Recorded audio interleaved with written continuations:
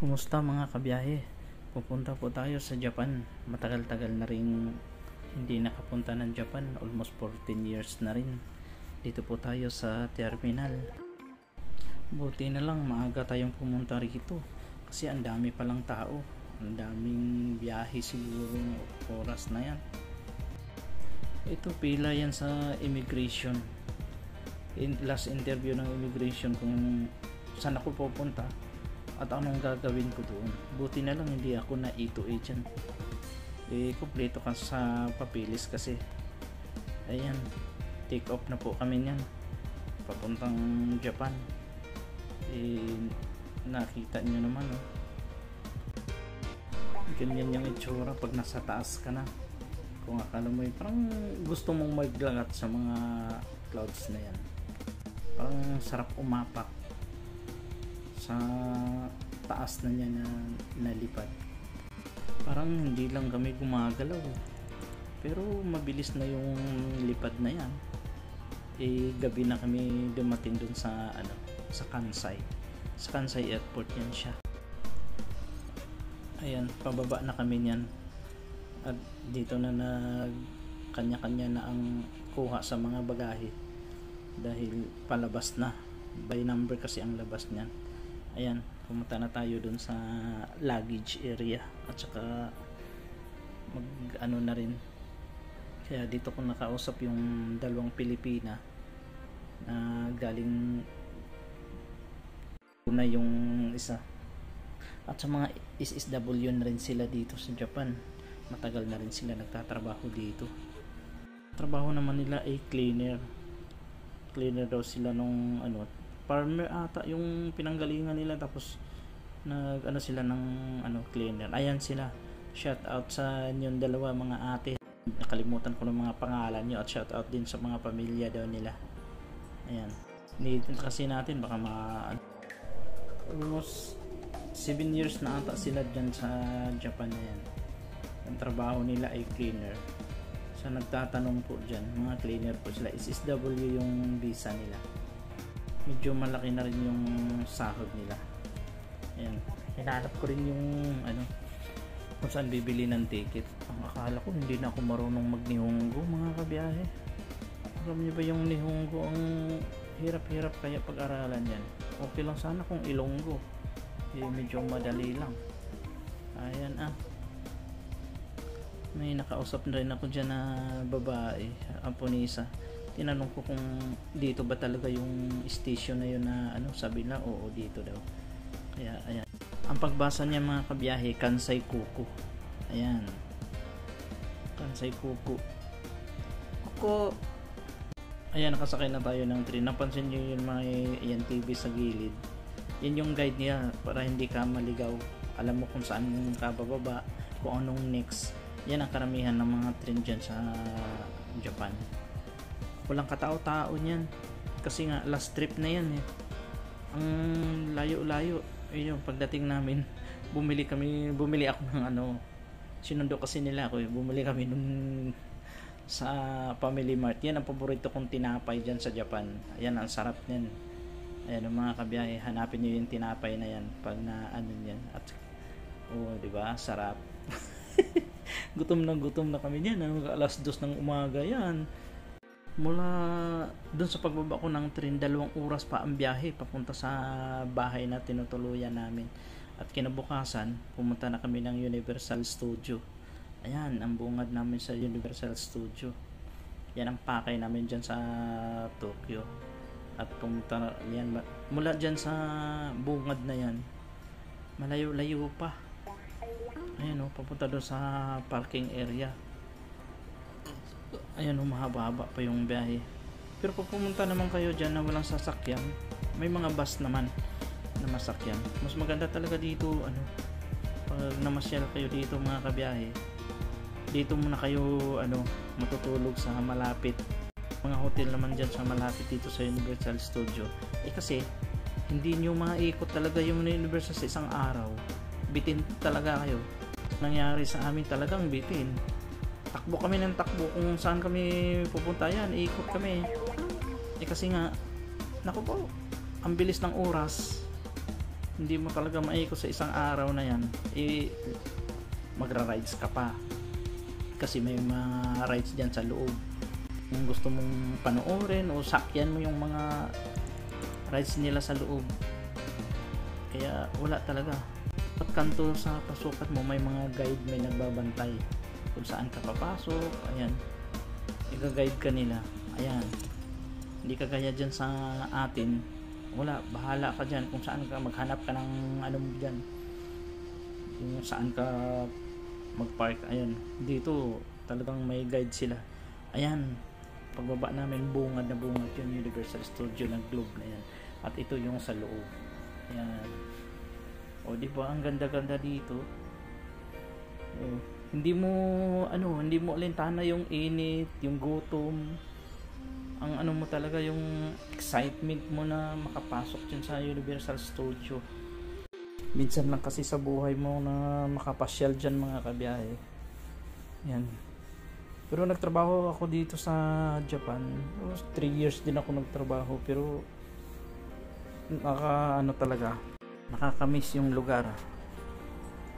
Pero kung magtatanong kayo na marunong ba ako mag-Nihongo, oo, marunong ako mag-Nihongo, pero hindi naman fluent na mag-Nihongo. Medyo may alam lang. Shukoshidake na. Nihongo de wa Shukoshidake. Hindi mo, Nihongo de mushukashi desu kedo omoshiroi ne. O diba, ang hirap na pati nga ako nabubulol-bulol na. Ayan, kumain kami dyan, at saka sa haba ng pila, grabe, punong-puno yung mga restaurant dyan sa loob, kaya pumila kami. Ayun, paglabas namin, nakita namin si Bibi Koy. Ayan, Bibi Koy, ba't yan dito sa lupa? Dapat naglalangoy-langoy ka dun, ha. Ayan, ang arte-arte pa naman ito. Oh, tinan mo nga naman. Pero pag mga bata, siya, kasi mga bata ang inuunan niya, may dala kang bata, may kang isip bata, ayan, pwede dyan magpa-picture agad. Kaya pag ikot namin, mayroong nag-concert dito sa likod na yan, na mga lahat ng mga characters, cartoon characters, ayan, nagko-concert sila dyan. Ayan, kaya puno-puno yung area na yan, at saka nag-i-spray sila ng tubig, kaya lumayo kami. Wala kami mga dalang damit, at saka sobrang init. Ayan, sobrang init, pawis na pawis ka, tapos mabasa ka ng tubig. Kaya lumayas kami dyan. Tinan mo, nag-i-spray sila ng tubig. Yung fire hose ginagamit nila dyan sa building. Ayan, yung baril-barilan nila, tubig ang laman. Po doon sa building na yun, ayun, doon ng fire hose, ang lakas. Kaya tumakbo kami palayo, kasi basang-basa ka sa tubig talaga naman. Yung iba dyan nagpayong hindi nila alam na nag-spray pala sila ng tubig ng malakas. Ayan, ayan, nakikita nyo yan. Kung hindi nyo nakikita ko. Ayan, ang lakas ng yan, sinong hindi tatakbo dyan. Diba? Basang-basa ka talaga dyan. Shout out nga pala sa TFB, Taguig Friendly Bikers, at sa Dong IB community. Shout out sa inyong lahat dyan, at sa mga subscribers natin dyan, sa mga bashers, shout out sa inyo. Huwag kalimutan mag-subscribe sa ating YouTube channel. At saka pala, dumating na rin yung pin natin. Wow, yung pin natin sa YouTube. Thank you talaga, At yan, umiikot na kami dyan sa kasi nga wala nang oras, hapon na yan, kasi mag alas 3 na ata yan, o alas 2 tapos namin kumain. Ayan, nakausap natin yung Haponesa. Sabi niya, ayan, sabi niya, pipicturean sana. Sabi ko, video ito na picture na lang tayo. Tumakbo siya.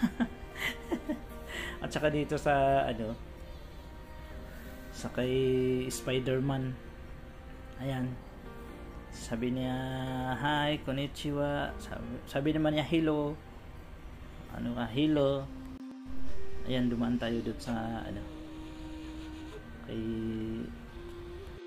Spider-Man. Ang sabi ng babae, pasok kayo, pasok kayo. Oh, ang sabi ko naman, picture tayo, picture tayo. Eh, bawal pala sila. Ayan, ayan, ano. Bawal pala sila, ano, magpa-picture na, ano, sabi nila bawal lang. Kaya yun, pagkatapos dito. Bawal din sa loob ang, ano, camera. Kaya hindi mo ma-videohan o ma-picturean sa loob. Kaya, paglabas namin, ayan, dito kami. Iniikot na namin sa, ano, ang layo-layo pa. Hindi pa nga namin yan narating ang bahay ni Harry Potter. Nandun sa likod pa. Kaya, pag kayo na masyal dito guys, sulitin nyo talaga. May hotel naman dito sa loob, kaso nga lang mahal. Eh, kung may mga kilala naman kayo dun sa labas, pwede kayong mag-stay sa, ano, ayan yung roller coaster. Eh, talagang, kung sumakay ka dyan, kung baga, pilit na pinaghiwalay yung katawan mo at kaluluwa mo dyan. Binabalibag. Tsaka ang bilis pa ng takbo. Kaya hiwalay talaga. Yung suka mo, hahabulin mo yung suka mo kung magsuka ka dyan. Naku po. Talaga naman. Pero masarap sumakay. Talagang masarap. Pero kung mahihiluhin ka, uminom ka na ng Bunamin para hindi ka magsuka dyan. Mahiya ka naman sa katabi mo kasunod. Okay lang sana kung ikaw ang huli. Ayan. At saka hindi kayo magugutom dito mga kabiyahe kasi marami mga pagkain dyan sa gilid-gilid. May tubig, may mainom, may, kung mainitan, mayroon ding ano, mayroong malaking pan na may kasamang tubig ng konti. Magpahangin kayo. Kaya hindi ka ano sa init. Yan yung sinasabi ko. Ayan, may halong tubig yun siya. Konti na lumalabas kasabay dun sa ilisin niya. Kaya dumaan kami kay Wonderland. Kaya dito ko nakita na dito para tumira si Hello Kitty. Ayan oh. Malayo pala makikita mo na bahay niya. Ang laki lang ng bahay niya sa loob. Isipin mo nga naman. Hindi ito pala nagtatago yung kumag na yun.